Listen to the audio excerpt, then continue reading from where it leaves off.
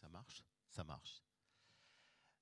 Mesdames, Messieurs, je suis heureux de vous accueillir dans cette chambre de commerce du Havre pour les 6e rencontres régionales de l'innovation.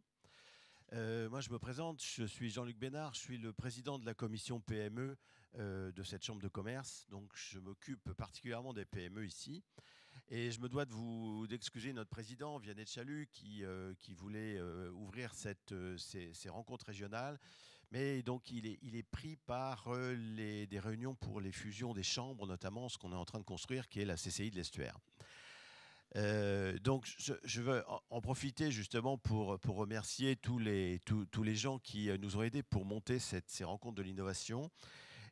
Donc notamment les CCI de Normandie. Vous savez que les CCI, ce qu'on appelait avant, enfin ce qui est toujours officiellement encore la CCI régionale de Haute-Normandie et de Basse-Normandie, sont en train de fusionner pour faire les CCI de Normandie, ce qui permet de donner un volume plus important et de proposer toutes nos actions sur un territoire beaucoup plus important et de relier Le Havre, Rouen et Caen et Honfleur et toutes les villes de Normandie ensemble. Il faut remercier en tant que partenaire le FEDER, l'État, la région Haute-Normandie, la Caisse des dépôts, la Société Générale, qui nous ont aidés à l'organisation de ces rencontres, ainsi que toutes les sociétés, les acteurs qui sont les donneurs d'ordre. Il y a des donneurs d'ordre ici, on va en parler tout à l'heure, puisque c'est le thème justement de cette table ronde. Toutes les entreprises innovantes, les prestataires, les pôles de compétitivité, les représentants des filières, etc., etc. Voilà. Donc ça, ce sont tous les gens qui font ces rencontres de l'innovation.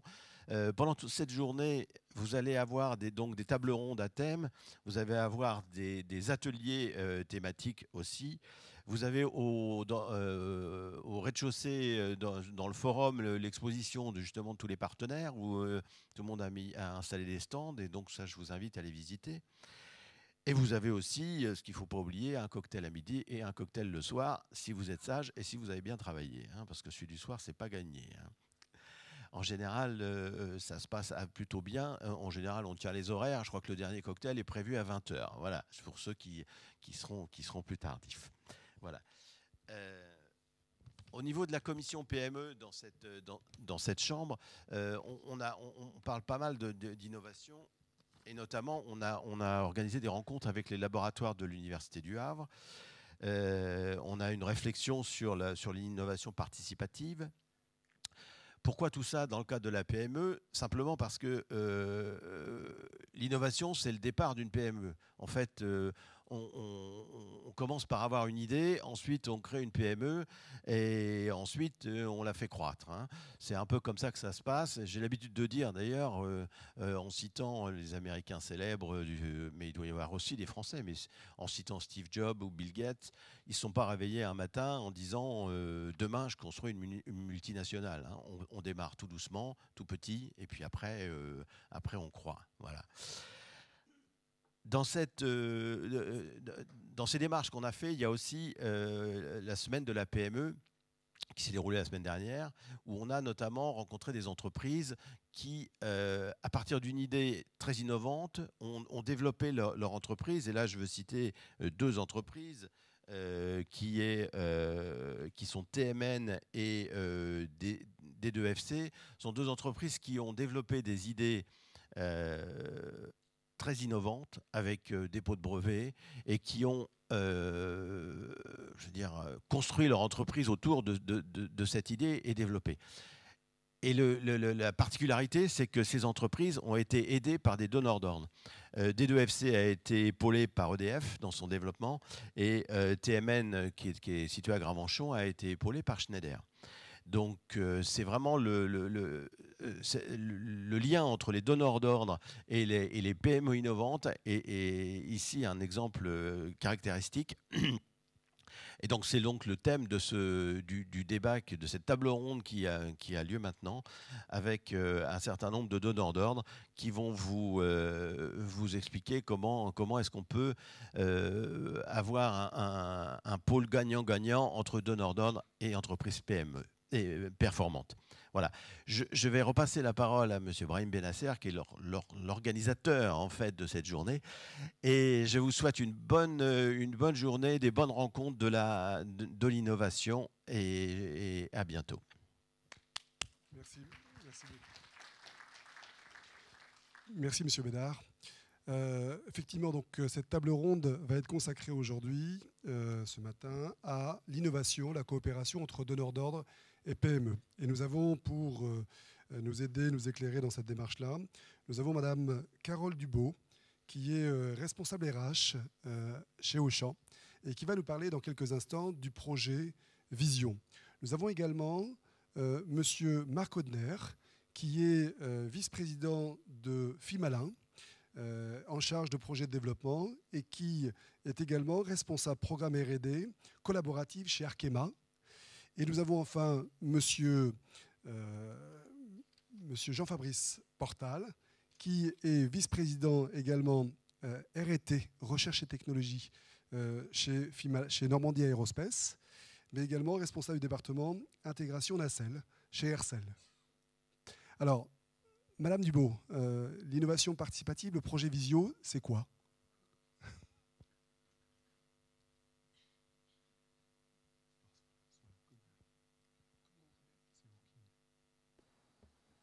Bonjour à tous et à toutes.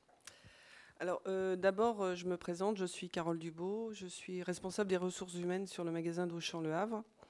Je suis sur le magasin depuis un peu plus de 2 ans. Je ne suis pas originaire du Havre. J'ai fait toute ma carrière à Auchan dans de nombreux magasins, de nombreuses régions. Et donc, je suis spécialiste RH, donc je ne suis pas dirigeant d'entreprise.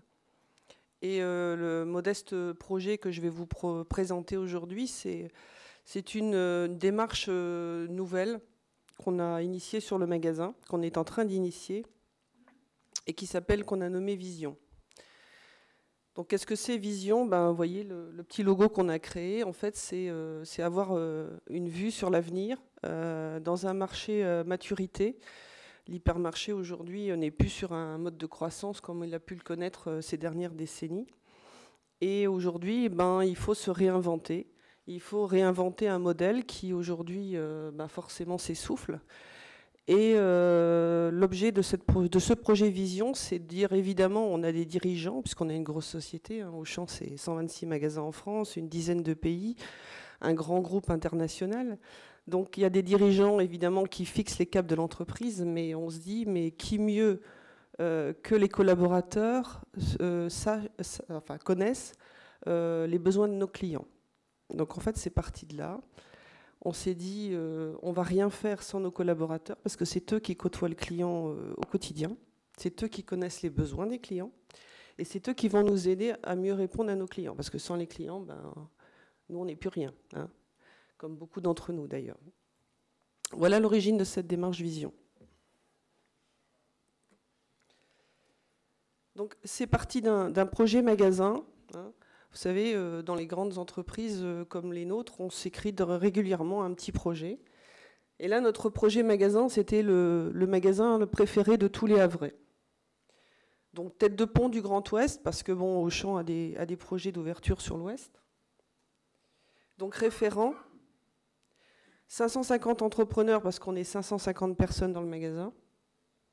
Innovant, cultivant sans cesse la performance durable.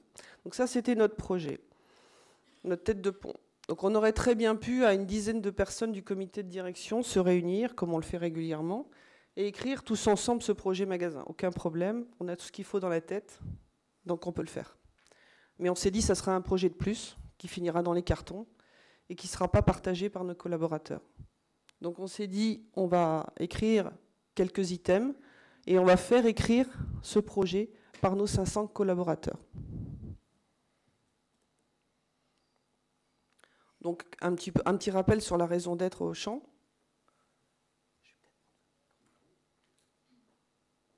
Excusez-moi, je ne suis pas très habituée à la technique.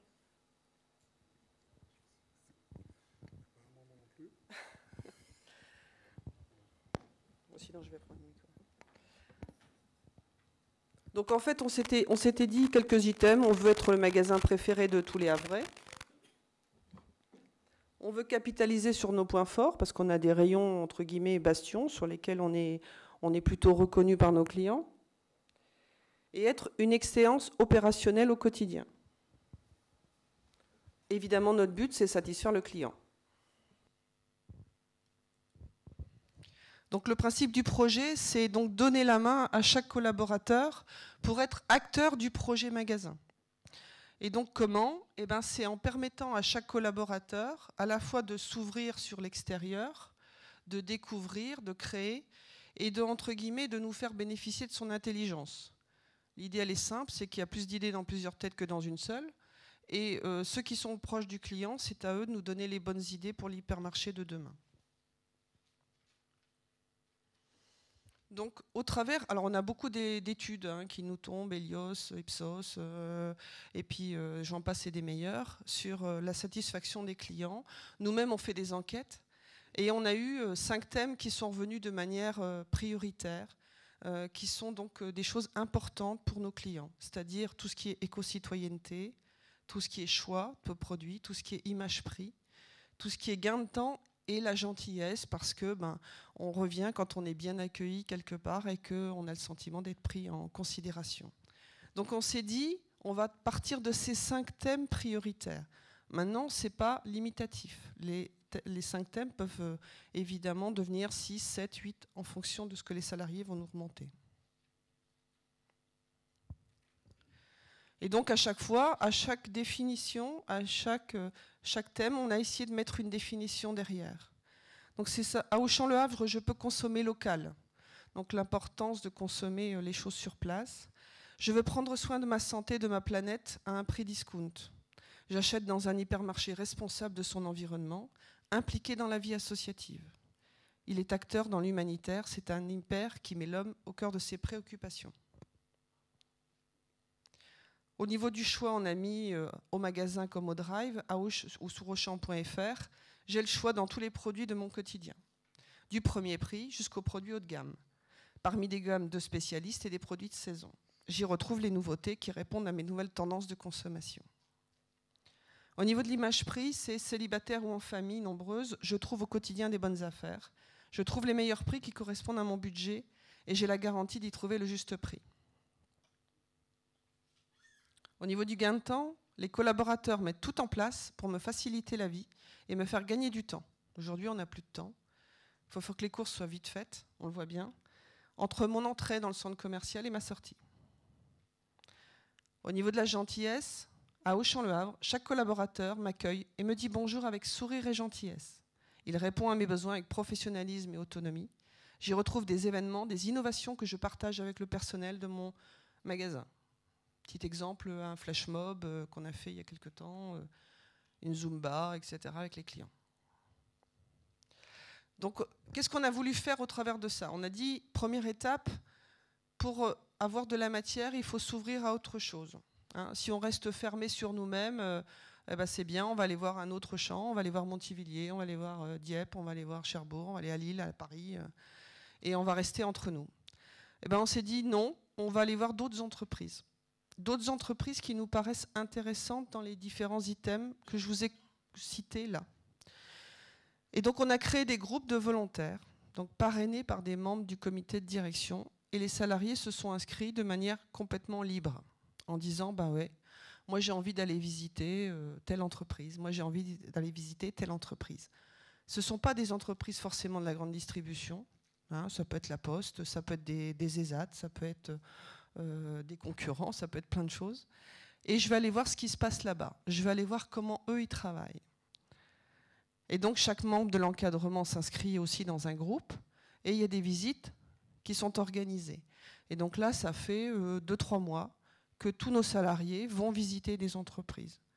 Donc aujourd'hui, on a à peu près 250 collaborateurs qui sont allés visiter des entreprises complètement différentes, pour s'ouvrir à des mondes complètement différents, en disant il n'y a pas que chez nous qu'on fait des choses bien, il y a des choses bien partout.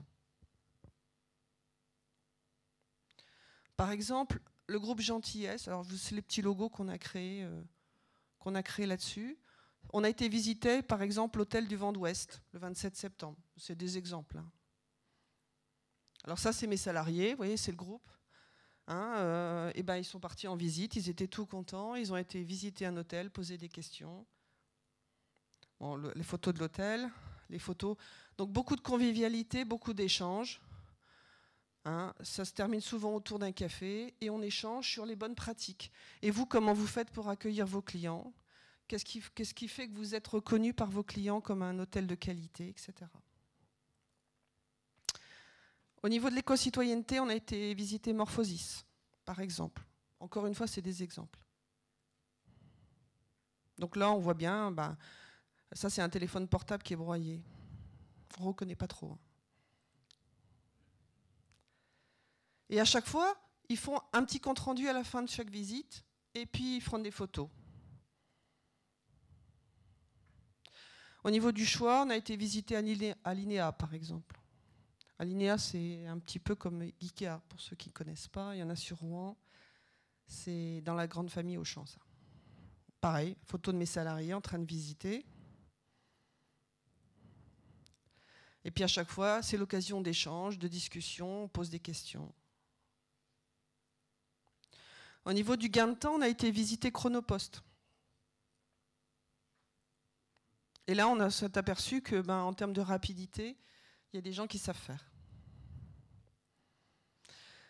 Au niveau du gain de temps, on a aussi, nous, le Drive, qui a ouvert il y a 2 ans maintenant, pour ceux qui le connaissent, qui sont clients, c'est les courses en 5 minutes dans le coffre. Et on a certains de nos salariés qui sont dans le magasin, dans l'hyper, et qui ne connaissent pas bien le Drive. Donc on a été visiter le Drive, avec les dessous du Drive, comment c'est organisé.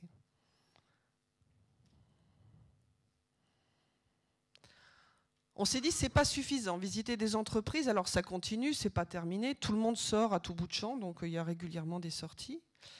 On s'est dit, c'est pas suffisant. Il faut aussi aller voir nos clients. Seulement nos clients, on les voit tous les jours, ils sont dans le magasin. On peut les interroger le soir, comme ça, quand on ne fait de permanence, on interroge les clients, on leur demande leur choix, ce qu'ils n'aiment pas. Mais s'ils sont dans le magasin, c'est que forcément, c'est des clients. Donc on s'est dit, on va aller visiter des habitants. Des habitants, ça veut dire que c'est des gens qui ne sont pas forcément clients. Et donc visiter des habitants, c'est quoi? C'est, on a demandé à nos salariés de dire, est-ce que vous connaissez quelqu'un, client ou pas, de préférence pas client d'ailleurs, qui serait intéressé pour recevoir notre visite. Et donc on y va à 2, il y a un membre de l'encadrement et un collaborateur, on va chez la personne et on lui pose des questions sur ses habitudes de consommation, ce qu'il souhaite, ce qu'il a envie de trouver dans un hypermarché, pourquoi il ne vient pas chez nous, qu'est-ce qu'il aimerait y trouver. Et donc on lui pose des tas de questions comme ça. Et donc là, en ce moment, on est en train de visiter plein de personnes sur l'agglomération du Havre qui sont volontaires. Alors à chaque fois, on leur donne un petit cadeau à la fin parce que c'est quand même sympa de nous accueillir. Mais l'objectif, c'est vraiment de s'ouvrir sur qu'est-ce que souhaitent nos clients ou nos futurs clients. Donc l'objectif, c'est de faire 100 visites, donc 100 clients. Pour l'instant, on est à 25. Donc s'il y a des personnes volontaires dans la salle, je prends les noms, pas de problème. Donc c'est vraiment pour connaître le client et avoir un contact direct. Et puis, toujours dans le cadre de l'ouverture, on s'est dit, il faut s'ouvrir à des choses qu'on ne connaît pas. Et donc, à Auchan, depuis que je suis arrivée, on a signé plusieurs partenariats avec plusieurs écoles. Ça va du lycée Jules Le Seine jusqu'à l'EMN. Et j'ai demandé à l'EMN s'ils pouvaient nous faire des conférences. Donc là, j'ai un prof de marketing qui va nous faire une conférence sur l'évolution du consommateur. Qu'est-ce qu'il veut maintenant? Qu'est-ce qu'il voudra dans le futur? Et donc là, j'ai inscrit mes salariés. Donc des gens qui n'ont pas été forcément à l'école très loin, qui n'ont pas eu la chance de faire des études, ils vont se retrouver à l'université dans un amphithéâtre et ils vont avoir un prof d'université qui va leur faire une conférence sur l'évolution du consommateur. Toujours pareil pour s'ouvrir, découvrir des choses différentes. Et ensuite, tout ça, une fois qu'on aura toute cette matière-là, on va sortir les 600 collaborateurs de notre magasin, donc en 2 fois. On va faire 2 journées vision partagée. Et on va imaginer le magasin du futur pour Auchan Le Havre. Alors bien sûr, on ne va pas refaire la stratégie de l'entreprise, il y a des dirigeants pour ça. Mais au quotidien, chaque collaborateur va pouvoir dire ce que lui veut, ce qu'il ressent par rapport aux besoins des clients. Et donc on va faire 2 journées à l'extérieur, dans un beau cadre, où on va complètement déconnecter du quotidien et on va donner libre cours à sa créativité et écrire les grands items qu'on va vouloir. Donc c'est permettre à chacun de se réaliser et permettre à chacun de coécrire le projet magasin. Bon, ça c'est pour vous donner une idée de ce que ça va être, c'est le plan de la salle. Les réunions auront lieu au mois de février, avec quelque chose de qualitatif et de prestigieux, parce que je pense que ça fait partie de la reconnaissance. Donc en conclusion, la vision partagée, c'est 100% des collaborateurs impliqués. Un projet magasin qui sera écrit par tous, et donc qui sera forcément partagé par tous. Un cap de ville 20, donc parce qu'on essaie de voir à long terme, qui sera donc là aussi partagé par tous. Et on ose une pyramide inversée, donc c'est un petit peu redonner la main aux collaborateurs. Et puis pour la plus grande réussite et la satisfaction du client. Voilà, je vous remercie. Merci beaucoup, Madame Dubo. Merci à vous. Donc, si j'ai bien compris, l'Open Innovation, je vous en prie. L'Open Innovation, l'innovation ouverte, c'est la possibilité pour une grande entreprise ou une entreprise d'aller chercher des bonnes idées ailleurs, notamment dans des PME, mais aussi faire intervenir, pourquoi pas, des conférenciers dans des écoles, dans des établissements d'enseignement supérieur, pour apporter un petit peu des éléments de réflexion. Alors, l'étape suivante, c'est la filière lin. Donc, on va passer la parole à monsieur Marc Audner pour nous parler de la stratégie de la filière et notamment du lin technique.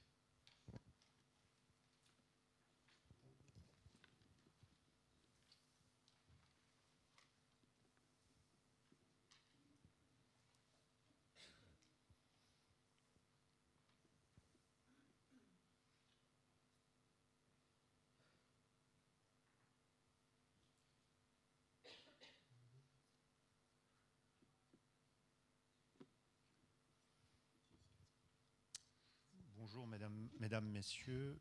Comme vous le disait monsieur Benasser, j'interviens ici à double titre, au titre d'Arkema, qui est une entreprise de chimie française avec 14 000 employés dans le monde, à peu près la moitié en France, qui est le premier chimiste français de chimie de spécialité aujourd'hui, et qui est implanté dans la région depuis de nombreuses années avec un site de production à Cerquigny, où l'on produit donc des plastiques techniques issus du végétal depuis 1947, et où se trouve donc sur le même site un centre de recherche qui est le centre de recherche le plus important du groupe par sa taille, et où l'on développe donc les plastiques techniques du futur. Alors je suis en charge donc de partenariat R&D au sein de cette entreprise. Et Arkema est partenaire de Fimalin, qui est une association que je vais vous présenter. C'est ce qu'on m'a demandé de faire aujourd'hui. Donc Fimalin...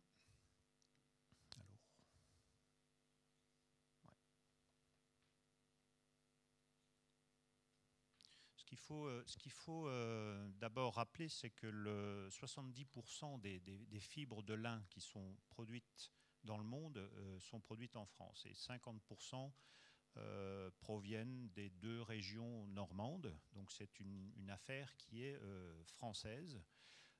Ces fibres de lin ont été produites pendant des millénaires et la filière a été organisée pour satisfaire un besoin qui était celui de l'habillement. Depuis quelques années, beaucoup d'études ont été faites au niveau universitaire en particulier, qui ont montré que ces fibres avaient donc des vertus et des propriétés qui permettaient de les utiliser dans des matériaux comme matériaux plastiques, comme renfort, et de penser à des composites éco-conçus issus du végétal. Alors c'est dans ce cadre-là qu'un groupe d'entreprises, principalement donc de Normands, a décidé il y a 3 ans de créer une association dont l'objectif est de proposer un nouveau modèle industriel qui puisse assurer l'approvisionnement d'un lin technique pour composite qui soit sécurisé en qualité et en quantité. Les exigences dans le domaine des matériaux sont très différentes de ceux du domaine de l'habillement, évidemment. Et depuis une dizaine d'années, les producteurs de lin fournissent des matières premières qui sont essentiellement issues de la filière textile pour habillement. Les plasturgistes essayent de l'utiliser pour faire des matériaux et développer des nouvelles applications. Mais les exigences dans le domaine des matériaux sont différentes et c'est la raison pour laquelle, en prenant conscience de ce fait, le groupe d'entreprises qui a fondé Fimalin a souhaité proposer un nouveau modèle industriel. Alors il s'agit de créer une nouvelle filière qui soit dédiée, c'est-à-dire qui soit donc séparée de la filière textile en s'appuyant sur l'ensemble de la chaîne de valeur, de l'amont jusqu'à l'aval. Donc c'est une initiative de coopération entre des industriels en amont et des industriels en aval. Il y a aussi l'idée d'améliorer les performances, car on sait que les performances de ces fibres peuvent être supérieures à ce qui est connu aujourd'hui industriellement, enfin ce qui est disponible industriellement. Et donc il y a aussi cet objectif-là. Aujourd'hui, dans cette association se trouvent 16 membres adhérents, principalement des industriels, mais aussi deux laboratoires. Alors pourquoi donc, il s'agit de répondre à des besoins industriels et sociétaux. Les besoins aujourd'hui sont assez clairement définis. Il y en a deux principaux, c'est l'allègement de structure. Donc toujours remplacer des matériaux de forte densité par des matériaux de plus faible densité pour alléger les structures de telle manière à consommer moins d'énergie. Bon, ça évidemment, il y a beaucoup d'applications dans les transports, mais dans tous les systèmes qui sont en mouvement, on peut penser à cela. L'évolution, le second aspect, c'est l'évolution vers des matériaux à impact environnemental réduit. Donc ça, c'est aussi un élément très important. Les matériaux verts ne se vendent pas parce que ce sont des matériaux verts. Il faut d'abord, évidemment, arriver aux bonnes performances. Mais lorsque vous arrivez aux bonnes performances et que le matériau a un impact réduit, environnemental réduit, c'est vraiment la cerise sur le gâteau. Alors, il y a une opportunité dans cela, c'est que avec les propriétés de ces fibres de lin, on peut imaginer, en organisant correctement cette nouvelle filière, on peut imaginer que la fibre de lin devienne la première fibre végétale de renfort des matériaux, dans le domaine des matériaux, et la troisième fibre à côté de la fibre de verre et de la fibre de carbone qui sont utilisées donc, dans des composites pour la substitution du métal. La capacité de production française est très importante, elle peut encore être augmentée.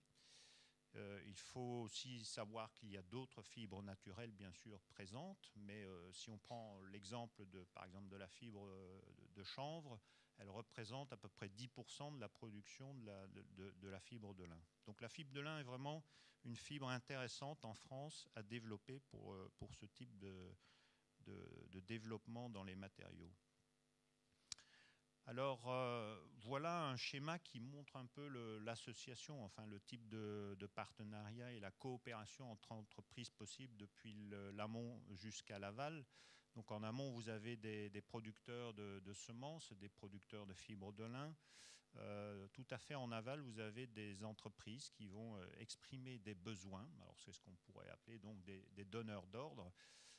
Arkema est situé un peu à mi-chemin puisque Arkema est fournisseur de matières premières et donc n'est pas à proprement parler un donneur d'ordre, mais Arkema discute avec les donneurs d'ordre pour comprendre les applications et les domaines dans lesquels les industriels en aval qui font partie du domaine de l'automobile, du nautisme, de l'aéronautique, sport et loisirs, ferroviaire, bâtiment, tous ces industriels-là expriment des besoins, il faut les comprendre et il faut les transcrire en éléments techniques qui vont ensuite être travaillés, digérés par les industriels qui sont plus en amont. Et donc l'idée ici, c'est de tenir compte de ces exigences techniques de l'aval pour refaçonner finalement l'amont et jusqu'à la semence.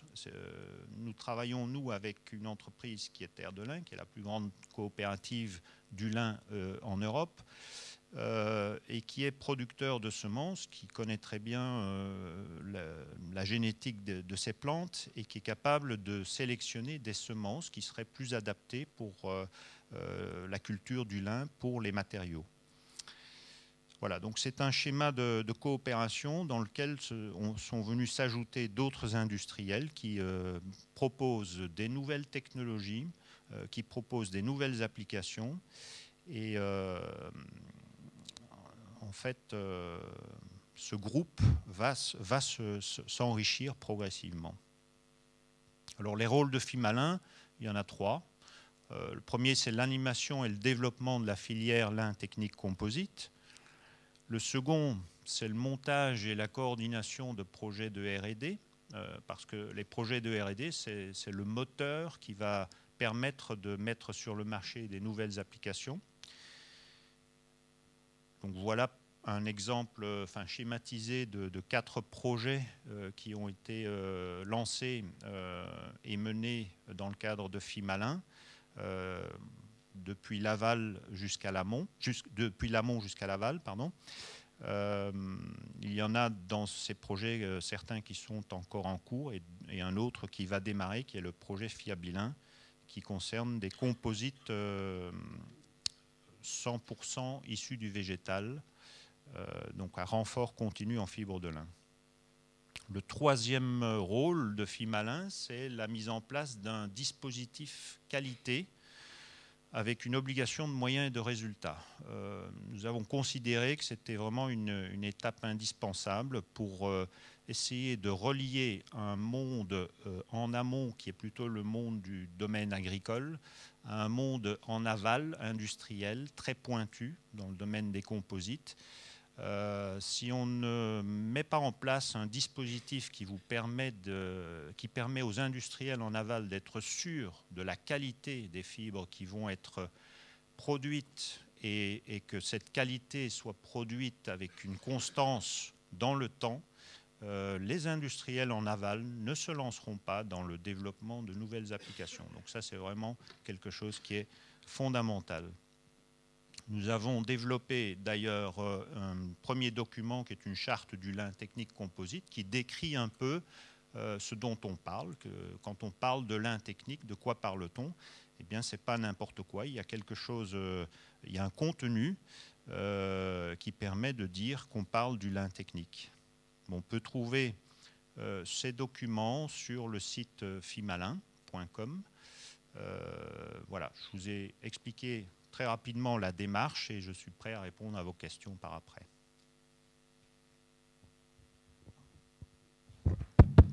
Monsieur Audenard, juste une petite question. On a parlé de coopération entre donneurs d'ordre et PME. Donc on a bien vu dans votre schéma la coopération dans cette chaîne de valeur. Des PME dans ce dispositif, parce qu'on a des grands donneurs d'ordre, les PME, elles interviennent comment dans cette coopération? Alors les PME interviennent avec une expertise qui est propre. Les PME, elles peuvent se situer soit en aval, soit dans un domaine intermédiaire. Elles proposent une technologie particulière à développer dans ce schéma. Tout le monde, évidemment, a conscience que pour développer ces nouveaux matériaux, bien, il faut tenir compte des caractéristiques spécifiques de la fibre de lin, qui n'est pas de la fibre de verre, qui n'est pas de la fibre de carbone, qui a ses caractéristiques spécifiques. Et donc, il faut développer des technologies et une façon de mettre en œuvre et le design des pièces qui sont réalisées in fine pour l'application en question en tenant compte de ces caractéristiques. Donc ces PME interviennent dans les projets qui sont montés au même titre que les grands groupes. Et aujourd'hui, je suis PME, j'utilise des matériaux qui sont peut-être des matériaux un peu moins nobles, qui sont du plastique. Je voudrais effectivement rentrer dans cette logique de d'abord de matériaux recyclables, de respect dans le développement durable. Est-ce qu'aujourd'hui, je peux utiliser ou envisager de transformer mes produits en matériaux composites à base de lin? Est-ce que c'est envisageable? Alors en fait, quand on a l'idée de changer de matériaux, il y a deux approches possibles. La première approche, c'est de dire, bon, je me mets devant un étalage de matériaux et je regarde quelles sont les caractéristiques, les matériaux se ressemblent, les prix ne sont pas tout à fait les mêmes, donc je vais faire mon choix comme dans un supermarché. Donc ça, c'est une première approche qui est forcément assez limitée. Une seconde approche, c'est de rediscuter du besoin et d'essayer de reconcevoir des pièces en fonction des nouvelles matières qui sont proposées et des caractéristiques de ces nouvelles matières. C'est une approche qui est généralement est beaucoup plus riche, mais qui demande beaucoup plus de coopération et de R&D entre les entreprises.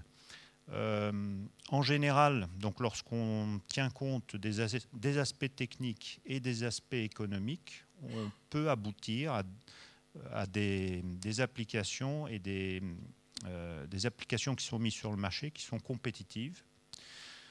Si l'on regarde donc l'ensemble des caractéristiques et que l'on refait une conception des pièces à réaliser.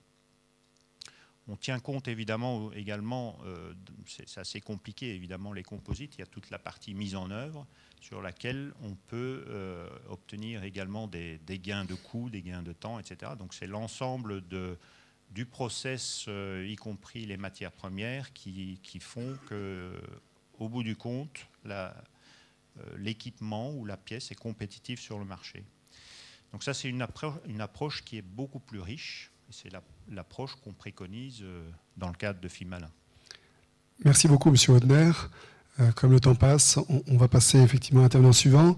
Vous avez cité tout à l'heure une des caractéristiques ou un des besoins fondamentaux qui a conduit à la création de cette filière, qui était notamment l'allègement, diminution du poids. Ce n'est pas une problématique de l'aéronautique, ça? La diminution du poids? Monsieur Portal? Oui, tout à fait. Oui. C'est un des axes de travail dans notre domaine. Bonjour à toutes et à tous.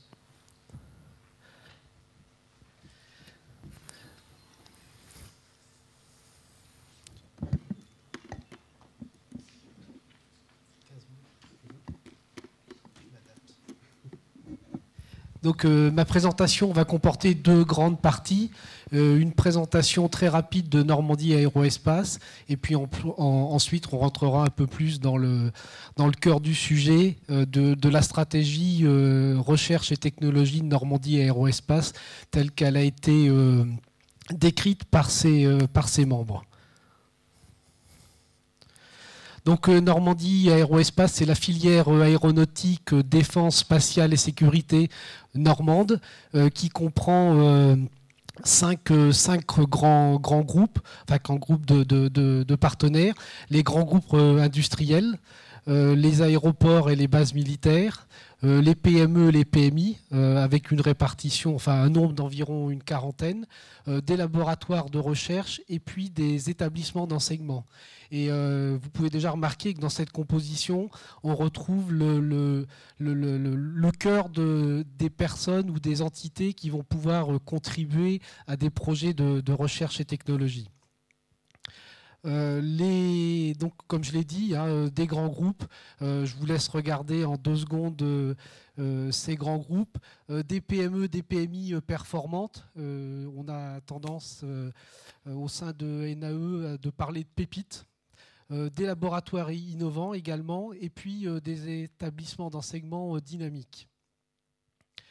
Quelques chiffres, je ne vais pas vous en abreuver, mais l'ensemble des membres de NAE représente environ 2 milliards de chiffre d'affaires en Normandie, plus de 10 000 salariés, dont 2 500 chez des sous-traitants. Ça représente également, et c'est très important, un volant de plusieurs milliers d'emplois sur 5 ans. Et puis, comme une des composantes non négligeables du domaine, c'est l'aéronautique qui est en croissance continue, le secteur global est en croissance. On a 3 ambitions chez Normandie Aéroespace. C'est enraciner et développer en région les activités afin de faire face aux enjeux de la compétitivité. Et la recherche et la technologie est un vecteur important pour cela. Attirer et fidéliser les talents. Et puis également faire connaître la Normandie comme étant une région du domaine aéronautique, spatial, défense et sécurité, et un domaine d'excellence. Et ça, c'est aussi bien au niveau français qu'au niveau international. On a 4 grands axes. La communication, que je ne vais pas détailler, l'emploi et formation, je ne vais pas la détailler non plus, l'achat et sous-traitance, et puis finalement la recherche et technologie, ce qui nous rassemble un petit peu aujourd'hui. Justement, quelques éléments de stratégie R&T de la filière. Quelques rappels brefs sur les enjeux, le contexte et puis finalement les perspectives techniques. Les enjeux, c'est répondre aux besoins du marché, que ces besoins soient exprimés ou non. C'est également proposer des technologies pour générer de nouveaux besoins, en gardant à l'esprit la maîtrise des risques et des coûts. Donc ça veut dire qu'il faut qu'on développe en avance de phase, avant de le mettre sur le marché, des technologies, qu'on les mature. En termes de coûts, on va voir également quels sont les thèmes que l'on traite.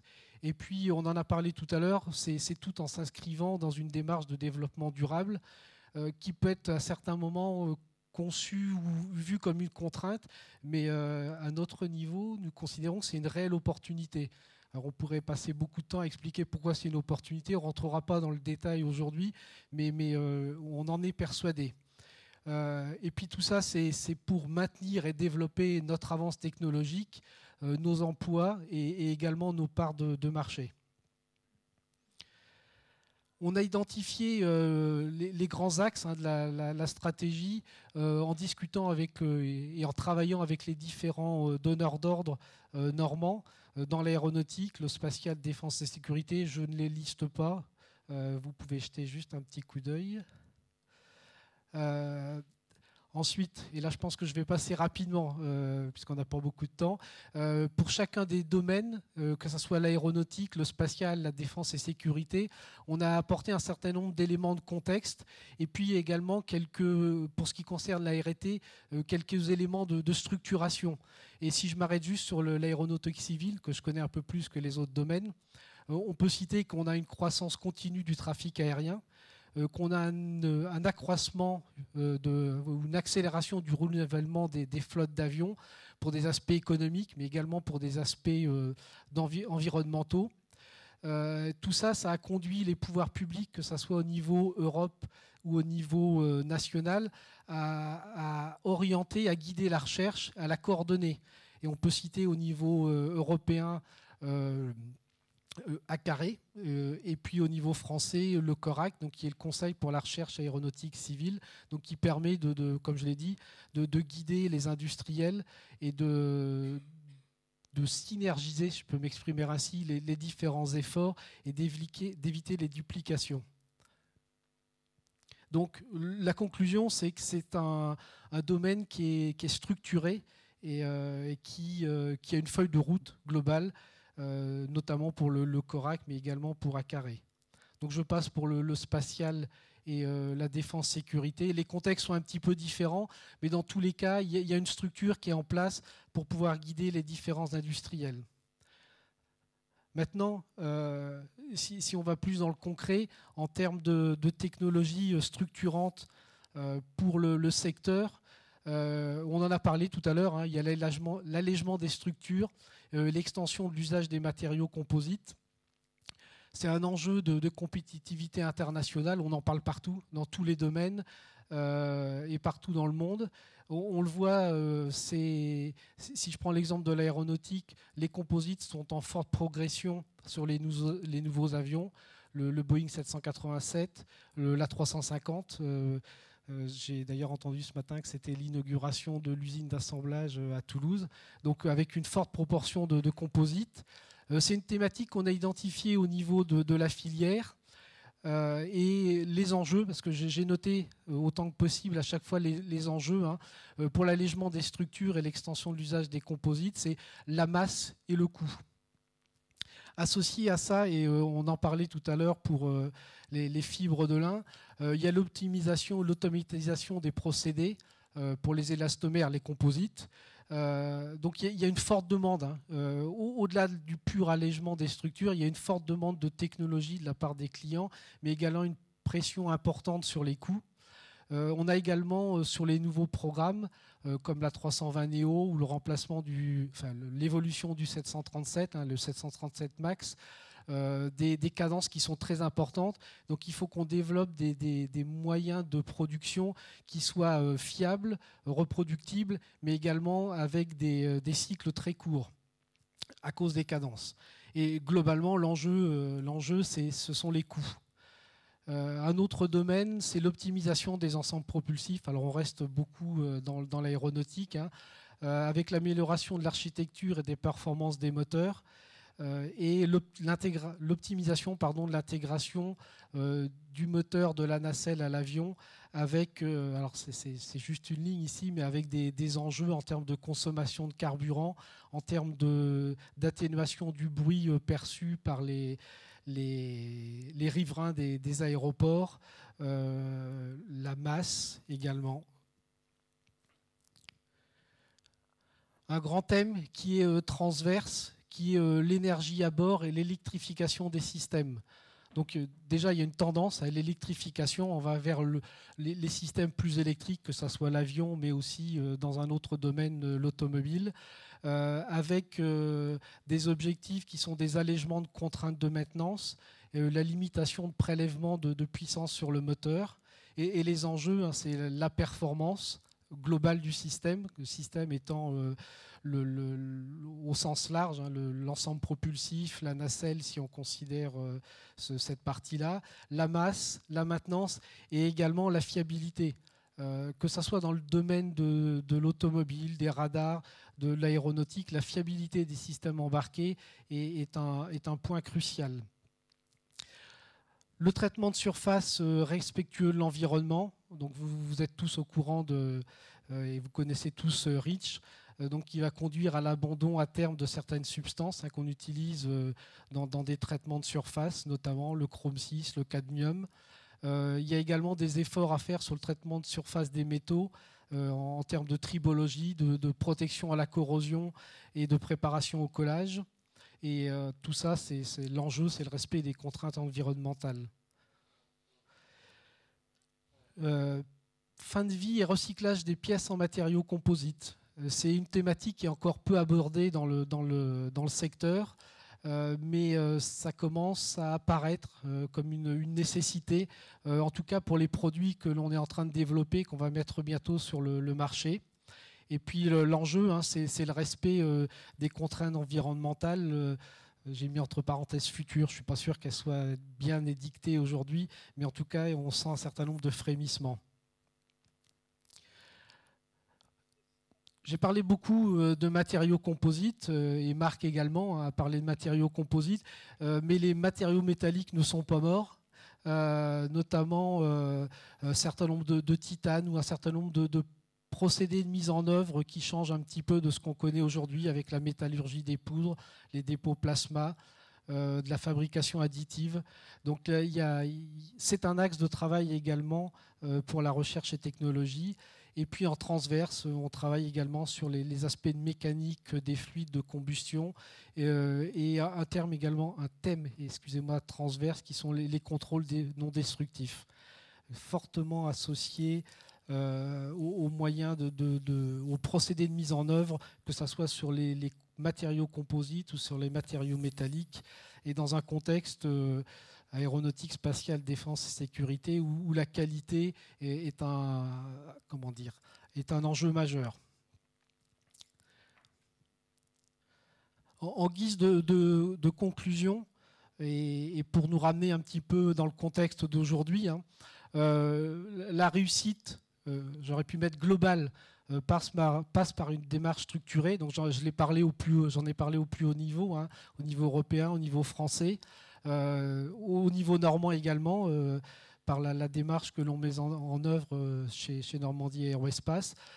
Cette démarche, elle doit être déclinée vers et par tous les acteurs de la chaîne de la valeur, Donc ça va, comme Marc le montrait tout à l'heure, hein, depuis l'amont jusqu'à l'aval, en faisant intervenir les grands groupes, les PME, PMI, les labos. Et chaque acteur peut trouver sa place, comme ça a été évoqué tout à l'heure. Donc on met en place des projets qui prennent en compte les besoins des industriels, d'où la démarche de stratégie R&T, et qui s'appuie sur les talents et les compétences normands, que ce soit du côté des académiques, mais également des PME et des PMI. Hein. Je l'ai évoqué tout à l'heure, on a des pépites en région et il faut les utiliser et les développer. Et l'objectif, c'est d'accroître globalement le niveau de compétence des différents intervenants. Et puis j'ai mis une belle phrase à la fin. En guise de conclusion, je pense qu'on a des réelles opportunités d'atteindre tous ensemble des objectifs ambitieux tels que j'ai pu vous les décrire auparavant et tels que mes prédécesseurs les ont également décrits dans des domaines un petit peu différents, mais ce sont des objectifs également ambitieux. Merci, M. Portal. Les 42 PME-PMI qui sont membres aujourd'hui de Normandie Aerospace, comment rentrent-elles dans la structure? Il y a un référencement? Comment ça se passe? Alors, elles sont effectivement référencées et elles participent le plus activement possible. En tout cas, on les sollicite pour participer avec nous à des réunions régulières, des comités R&T qui sont animés par Samuel ici présent, donc sur une base mensuelle. Pendant ces comités, on traite de thématiques générales ou plus particulières, donc les matériaux composites, la fiabilité des systèmes embarqués, et également on met à disposition de nos... Donc ça c'est les projets ou les idées qui peuvent être tirées au niveau Normandie Aéroespace, mais également il y a des opportunités, comme je l'ai évoqué tout à l'heure, avec les projets européens, avec les projets français, pour lesquels il y a des appels à partenaires ou des appels à projets, et donc on met à disposition de nos membres, donc notamment les PME, PMI, un certain nombre d'appels à projets, et si nécessaire, on leur explicite un petit peu le contenu et comment on peut répondre, puisqu'on a certaines connaissances des donneurs d'ordre hors Normandie. Merci, M. Portal. Rappelez simplement que pour FIMALIN et pour Normandie Aerospace, vous avez en bas, dans la zone filière, vous avez les deux stands. Si vous avez besoin, notamment, Samuel a été cité, de vous faire référencer ou d'avancer un petit peu, d'en savoir un petit peu plus, nous vous invitons à les rejoindre. Merci beaucoup. Le temps passe. Nous sommes désolés. Nous allons, à moins que vous ayez des questions à poser, si ce n'est pas le cas, je vous propose à ce moment-là de les poser directement aux personnes sur leur stand. Je pense qu'on peut applaudir les participants, les intervenants. Merci à vous. Merci beaucoup. Et puis on va enchaîner après, je crois, dans quelques minutes, sur l'atelier designer, l'atelier qui s'intitule de manière plus précise « Comment intégrer la perception du client dans la conception du produit, le rôle du designer », avec notamment une particularité, c'est la présence de l'APCI. Merci beaucoup.